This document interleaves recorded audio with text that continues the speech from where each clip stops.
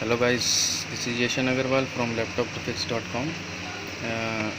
I get this motherboard which is R75 AMD processor, and it also has VGA graphics chip integrated. So when I get this motherboard, there is some water damage in these ports.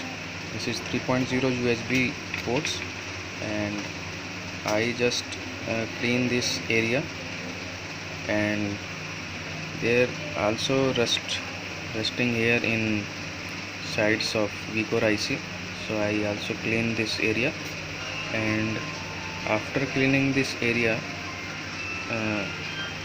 I have to check the display. Here I connect my screen and now turn my laptop on, and there, yeah, display is come here. Now system is okay, AMD processor. Thank you guys for watching this video. I am Yashan Agarwal from laptop2fix.com.